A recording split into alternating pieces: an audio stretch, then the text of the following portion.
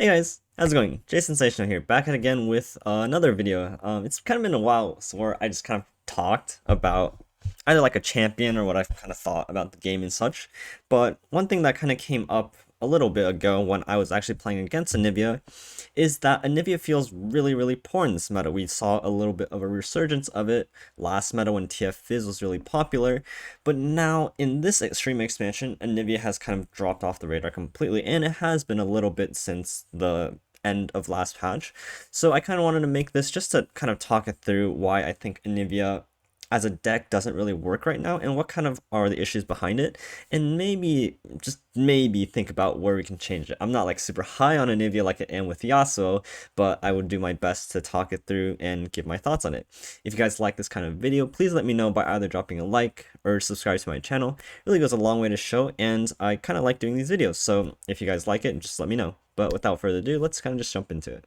Okay, so a quick overview of Anivia for you guys who haven't either played much of it because you either don't see a lot on ladder or just, want to know more about it. A quick overview of Anivia herself. Right now, she is predominantly, well, not even right now, but pretty much for its whole existence, has been predominantly paired with Shadow Owls because you have cards like Rekindler and Harrowing to bring back more Anivias.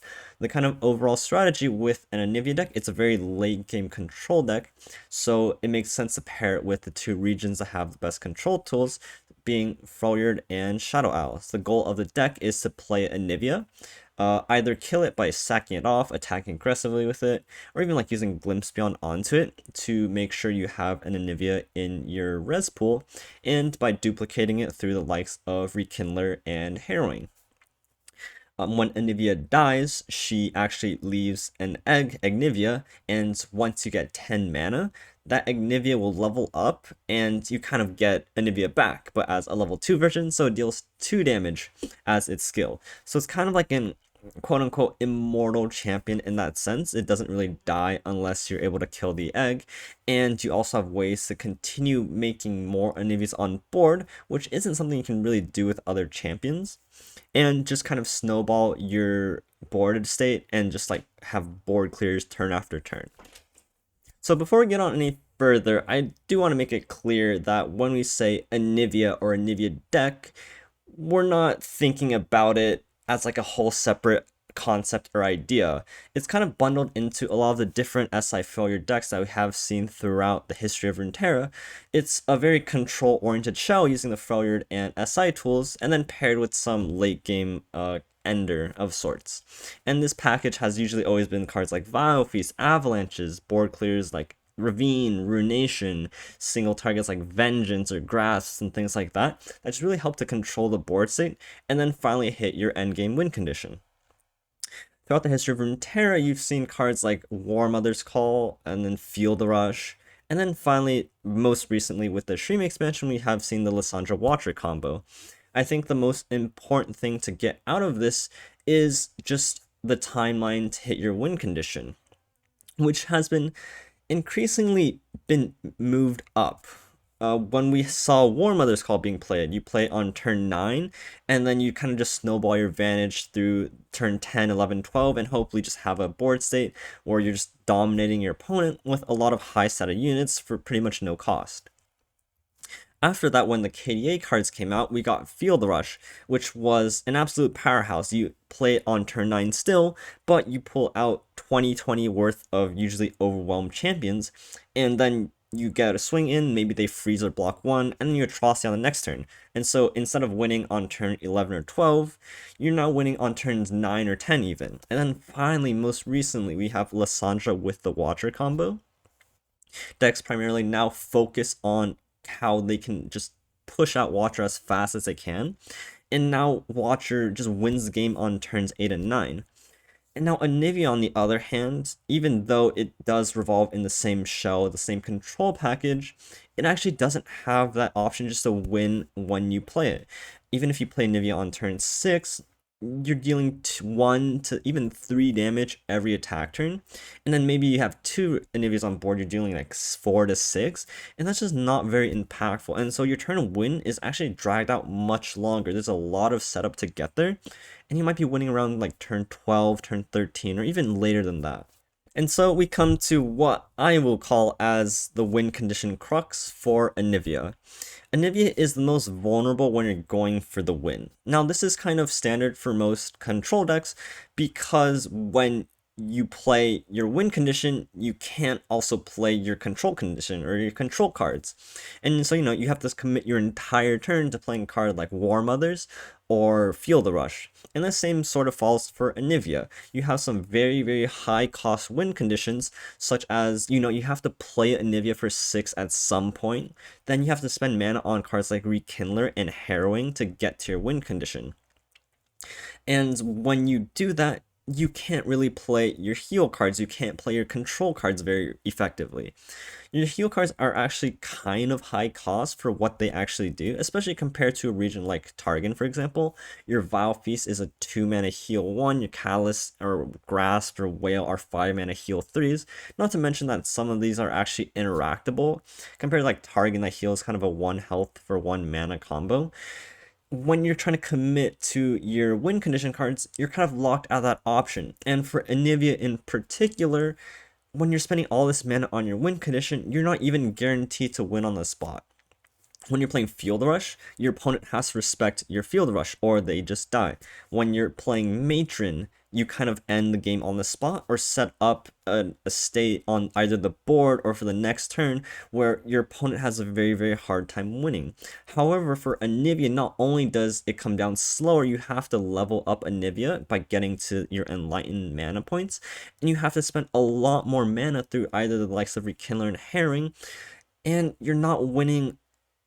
You're winning even slower than a lot of the other SI fodder decks, and this puts Anivia in a really, really weird spot because it's just weaker than a lot of the other different decks, and they pretty much fundamentally do the same thing. So, where is Anivia okay? This is a little bit hard to really answer because A, I haven't played much of Anivia, and B, I don't really have many great things to say about Anivia. I will say one of the coolest interactions with Anivia is with her champion spell and the card Entreat. Your deck already runs Anivias and already runs Entreats, so you're not doing anything out of the blue, but it's just a really cool interaction to have with this deck. Once you have Anivia on board, and even though Anivia dies and remains the egg form, any Anivia you have in hand still remains as your champ spell. And so you can play Harsh Winds, and then play Entreat to tutor a Harsh Winds, and kind of just really, really stall out the game. I've had a matchup where I was playing as a Lee Sin player against an Anivia deck, and they just played Harsh Winds after Harsh Winds after Harsh Winds after Flash Freeze, and were just able to stall out the game until they're finally able to chip 2-4 damage a turn, and finally just kill me. So there are some very specific matchups where being able to have the ability to tutor a card like Harsh Winds to really stall out the games is kind of invaluable. The second instance where Anivia is actually maybe a little bit better than the other Shadow Owl's fodder decks is just absolutely crushing the matchups they are good in. This is what we mean by like a really polarized matchups. For example, if you're playing in Freljord SI into discard aggro, maybe you have a 70-75% win rate. But when you're playing with Anivia, that number might go up to 80, 83, 85% win rate. And you just absolutely crush the games that you are supposed to win. Now, this is probably overkill, but to some people it could be an extra level of consistency. But Anivia just really, really beats the decks that swarm heavily on board. And in some board states or some games, you might just brick out. You don't draw all your avalanches, you don't draw all your whales, you don't draw your boxes or ravines. And Anivia is just kind of that extra board clear that just kind of pushes you over the top in those specific matchups. Now finally, how would I want to change Anivia? I think in a perfect world, all the champions would see play in some form, and I think that I have kind of two suggestions that I'd like to lay out there.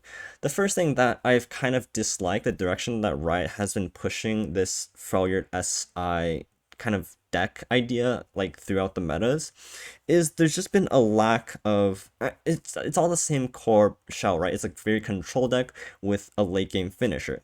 And I think a really big problem with Lissandra is just now that the probably the best control deck in the game now just wins on turn 8, right? So it's not even a slow deck. Like mid-range decks win on turn 8, for example.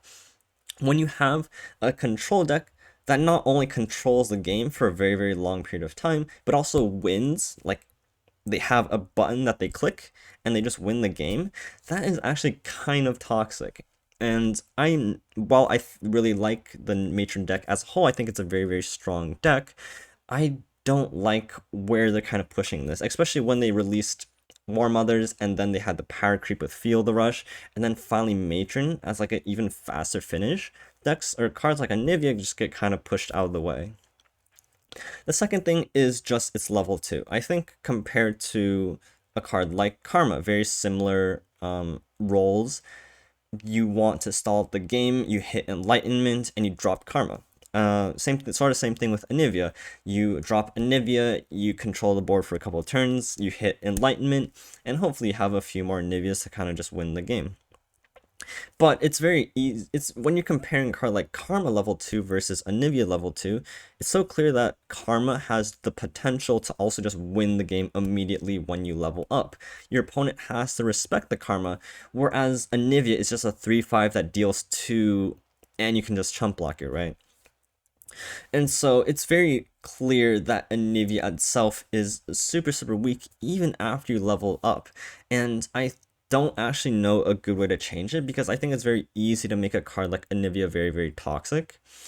I think that a rework could maybe be just taking away like the last breath, like the infinite like reborn cycle, and think about how you can make it a little bit stronger as a card as itself. But beyond that, I'm not totally sure.